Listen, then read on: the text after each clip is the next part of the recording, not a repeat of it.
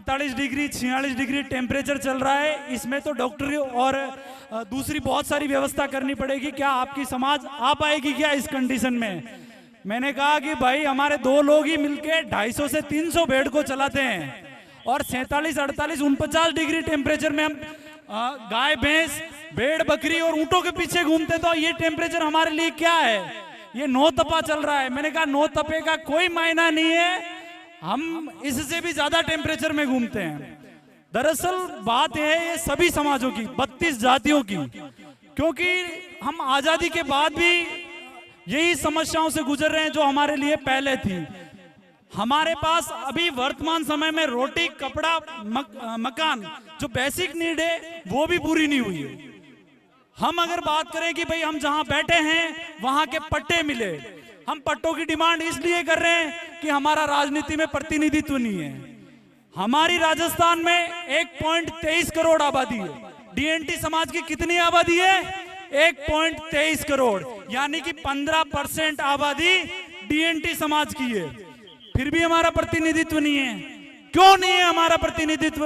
क्योंकि हमने हक और अधिकार मांगना सीखा ही नहीं है। लोग ये जितनी भी पार्टियां वाले आते हैं हमसे वोट लेके चले जाते हैं, जब चुनाव होगा तभी आएंगे।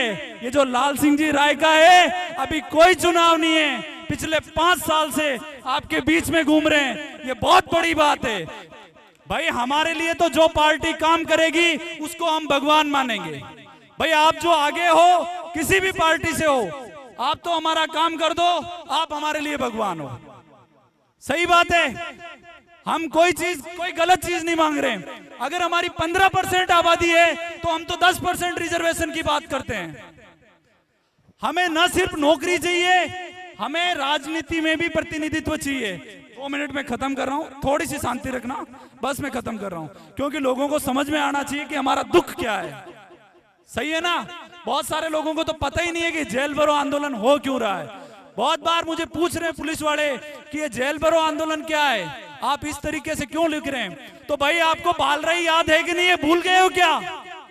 कितने लोगों पे मुकदमा किया है? सरकार वादा खिलाफी कर रही है, हाँ? फिर भी हमारी कौम को बहलाया फुसलाया जा रहा है कि आपको तो उन जातियों के साथ बिठाया जा रहा है। अरे भाई आप वोट लेने जाते हो उस समय आपको पता नहीं कि कौन सी समाज का वोट ले रहे हो, हाँ? कभी जाति के नाम पे, कभी धर्म के नाम पे लगातार राजनीति करते आ रहे हो।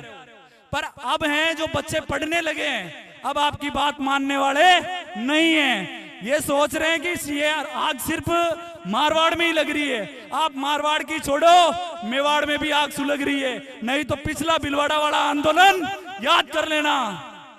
भाई आज हमें चित्रकूट धाम में आकर बैठने की जरूरत क्यों पड़ी? उन्होंने उस जगह की इजाजत क्यों नहीं दी?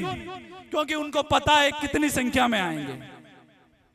तो भाई इनको हमारे माथे गिनवाने पड़ेंगे कि हम इतनी संख्या में हैं, हम 32 जातियां एक हैं, हम हमारे हक और अधिकार के प्रति अवेयर हैं। बहुत सारे गांवों की कंडीशन यह है कि अभी जब मैं यात्रा कर रहा था, लोगों से मिल रहा था, आजादी के बाद आज तक प्राइमरी स्कूल नहीं है, बच्चों को शिक्षा से वंचित किया जा रहा है। डीएनटी समाज की बहुत सारी जातियां हैं जिनका मेन मकसद ये है सुबह उठना, कमा के लाना और पेट भरना। हम दूसरी जगह तो पहुंच ही नहीं पाए, दुनिया चांद पे पहुंच गई और आज हमारे बच्चों को स्कूल नहीं मिल रहा है। क्यों नहीं मिल रहा है? क्योंकि हमारे जो गांव, जो घर है 10, 15, 20 की आबादी में हम कहीं सघन नहीं है, हम बहुत विरल है। ज्यादा संख्या में अगर हमारी जो आबादी होती तो हमारे सरपंच प्रतिनिधि हमारे भी खड़े होते और हमें भी जगह मिलती। दूसरे जो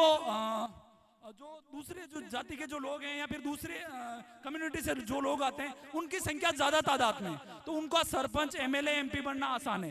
इसीलिए हम कह रहे हैं कि हमारी 10% राज्यसभा में भी एमएलए एमपी की आए, उसमें भी ये सीटें तय की जाए। और बात मैं खत्म करूंगा, बहुत बड़ी बात बता रहा हूं, आप ध्यान रखना कि भाई आप कोई भी स्कीम का फायदा उठाने जाते हो तो आपसे पहले, सबसे पहले ये पूछा जाता है कि आपके घर का पट्टा है क्या, आप कहाँ के रहने वाले हो।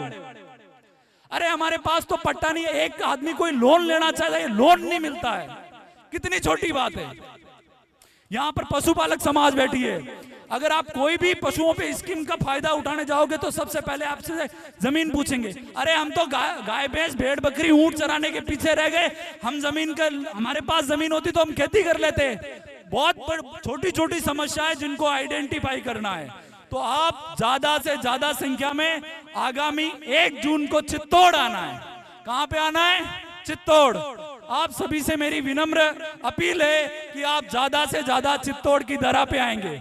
मैं रबारियारी एक भाषा में कहना चाहूं, अपनी समाजरा लोग अपना ही लोग आरे गोडा दामन देवे, उन्होंने उठवा नहीं दी रहा, बाड़ाबंदी कर रहा, पर समाज ने सब पतो चल रहा, बच्चा समझदार है।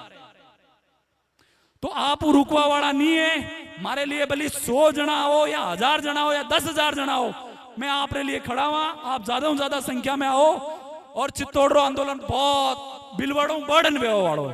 और आप जतरा भी लोग अतरी भारी गर्मी में आया, आप सब रो तय दिलों आभार। नरेंद्र आपके लिए हमेशा खड़ो है और खड़ो रहला। पिछला 3 साल में ऊंट का पालका ने पूछ लिया कि वनारी कतरी दशा खराब थी, वन महीने में सुधार करवा और काम करवायो, पर समाज पढ़ी लिखी नहीं है, अनि कारण वनारो फायदो नहीं उठा पा रही। जहां तक शिक्षा नहीं आई वटा तक आपरो विकास नहीं वे सके।